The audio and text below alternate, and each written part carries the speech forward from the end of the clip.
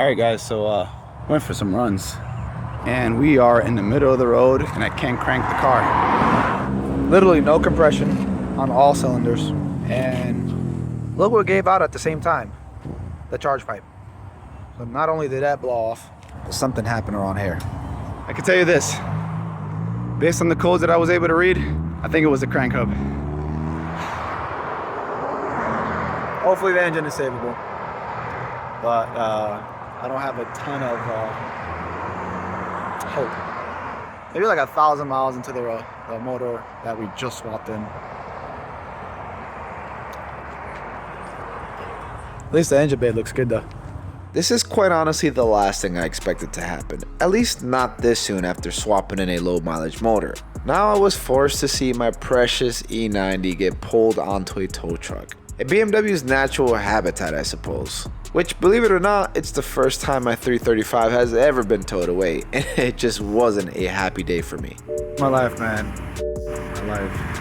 Here's a quick recap of my E90 and how everything led up to this moment. I first purchased the car years ago and it was in terrible shape. The car desperately needed everything maintenance wise, and that's the first thing I decided to tackle. You know, maintenance first. The car went through an engine out service where everything was replaced with new parts. Then the car was modified and tuned in stages. We went full bolt-ons, a conservative tune, and the car made amazing power. But of course, I wanted more. It was time to party. The E90 got a big turbo kit and all the supporting mods it needed to make it a supercar killer. The car made over 700 horsepower to the rear wheels.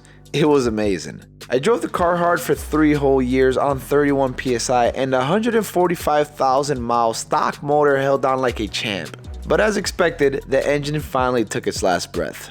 I wasn't terribly upset at the time because, quite honestly, I was expecting it. We then sourced a low mileage motor with only 55,000 miles. I took this time to upgrade a few things in the engine bay and kind of make it a V2.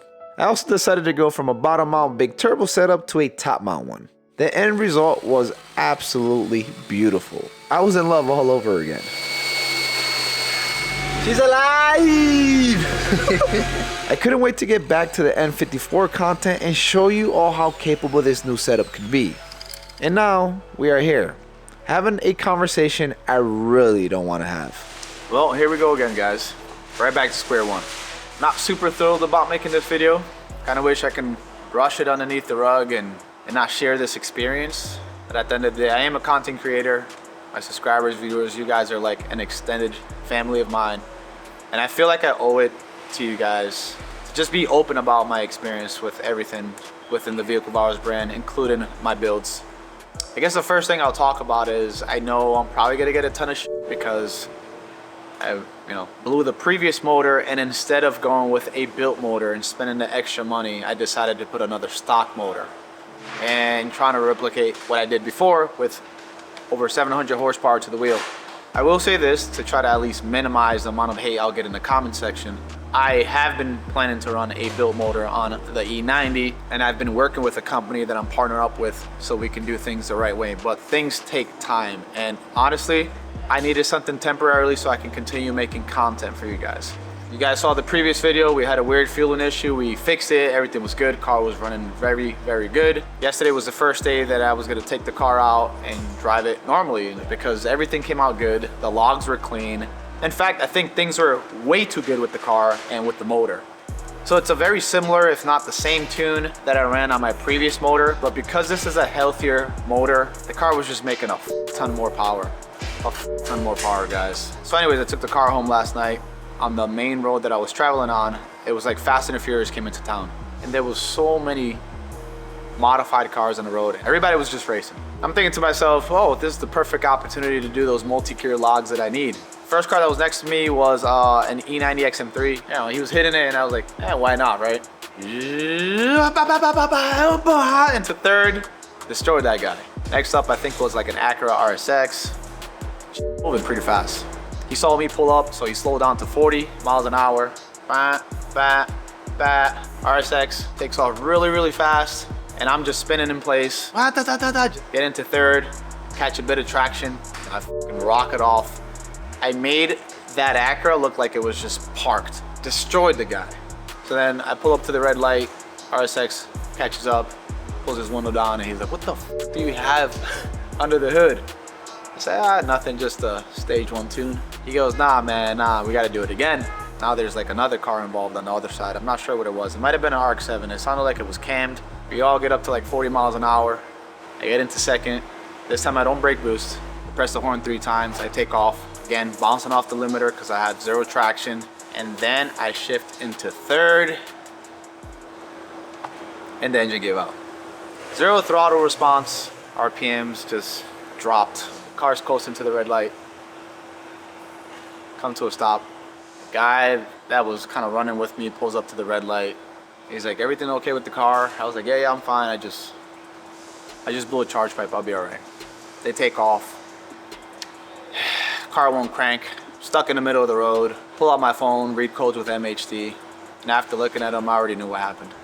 But it was like the last thing I expected, especially with like the other motor that I had, 140-something thousand miles, 3 years, 31 PSI, man. It held through everything. This one didn't even hold through 1,000 miles. I called Ali to come look at the car, try to crank the car, 0 compression in all cylinders. Called the tow truck. And here she is. I will say this, as a content creator, as a YouTuber, we do so much work to create content for you guys. I guess just try to keep a roof over our head by selling products and sponsorships and stuff like that. A lot of us don't really have a ton of time to really enjoy our cars, drive them and stuff like that. I think you guys pretty much enjoy them more than us. The only time you guys ever see me drive my cars or try to like push it or anything is on video, because I don't really have time to do anything off camera. The sad truth. So like this was like the one time that I felt alive, like I was actually using the car. Like I felt like I was having fun. And like it was well deserved and well overdue. And then it ended like this. Not sure how familiar you guys are with crank hub failure, especially on like the S55 engines from the F80 M3, F82 M4, and the F87 M2 comp. Essentially, you spin a crank hub, you lose timing, and it can cause crazy amount of damage, which requires you to either rebuild the engine or just get an entirely new engine. If it's just a crank hub that spin and didn't really ruin anything inside of the engine, that's like best case scenario, because then at that point I can just install an aftermarket crank hub solution. For me, it's the downtime and the content for you guys and just everything in between, right? I have the E90 here on the lift that's supposed to get headers. Now that gets delayed even further because of little situations like this. I guess today's the first day where we try to take the car apart. First of all, to make sure that it was the crank hub that failed. And second of all, to see if it ruined the motor. And then we're good to go. I can drive the car, make some more content before we get that built motor. I guess that'll make me a little bit happier. Because right now, I'm pretty upset. Here's our N54, 55,000 miles. Charge pipe definitely blew off. And I think it happened at the same time as when the crank hub spun. So if anything, that might be a blessing in disguise, because the car immediately went into limp mode and lost all power. It literally happened simultaneously. I'm telling you, the car was making a ton of power, guys. This has never ever happened with my E90. I've owned it, what, 4 years now? I've been doing several pulls the last few weeks to get the tuning right. That has not happened, but it did happen now. But maybe that saved me, fingers crossed. Maybe that saved this engine.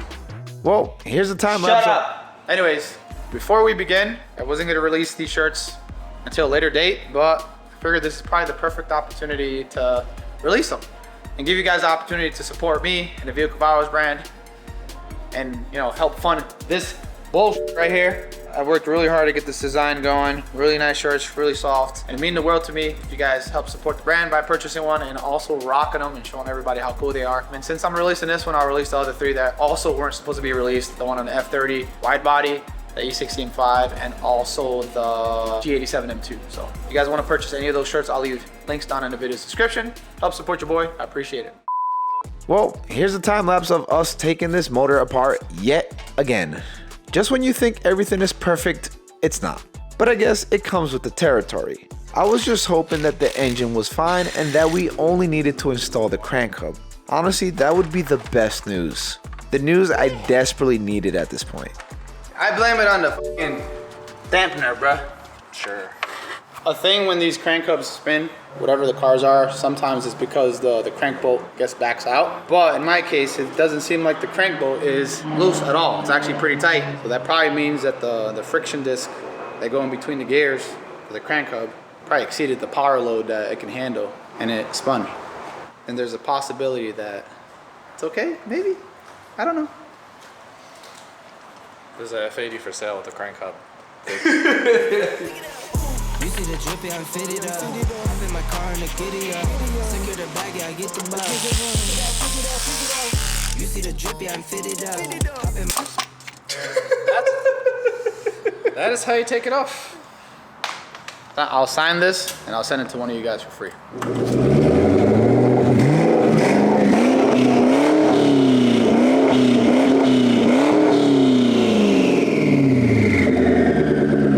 Disclaimer. Golly! Full disclaimer. I did this. You did this? I did this. You see the drippy, I'm fitted up. Hop in my car and the giddy up. Secure the bag, yeah, I get the... After removing the valve cover, everything seemed to be okay. At least it doesn't look like pasta in there. In some cases, you would see some immediate damage after spinning the crank hub. So far, luck seemed to be on my side, and I was hoping it would stay that way as we continued to do some testing. I had a little, what do you call those, stethoscopes? I don't know what they call those. Camera. Thought they call it a special name for mechanics. It's a camera. Anyways, we're about to look inside of the engine. No, we're not. Where the f are you gonna look at then? Put them way up inside there as far as they can fit. The moment of truth was approaching. We were about to find out if the motor was toast. You have no idea how optimistic I was. Properly timing the motor was the first step, and then doing a compression test. Alright, there's a hole there. If that's what you're looking for. So what's the verdict? As you can see, this barcode right here and this barcode has to be facing straight up, and it's not. So we did slip timing, aka the crank hub, just a tad bit where all the valves are not seating properly, probably. Because right now all the valves are just not closing, so that's why we're not getting any compression. Once I take off this bolt and this bolt, we can turn the cams to be in time with the crank, and then hopefully we have compression. And if we do, then we just do the crank hub and call it a day.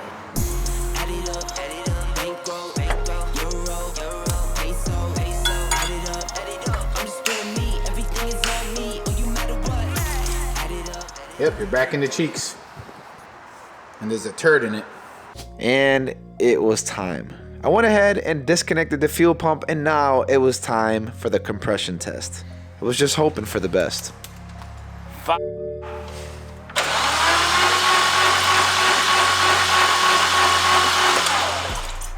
Do it again.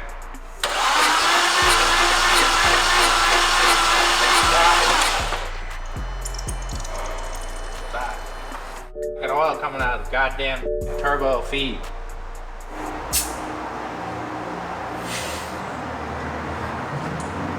It's not very good looking. Yep, 0 PSI in cylinder 1. And 30 PSI in cylinder 2. So this and this is a clear mark of a valve hitting the piston, and it's on both valves. Can't really tell if it's intake or exhaust, but I think it's intake. Those markings are fresh. There's no carbon buildup on there.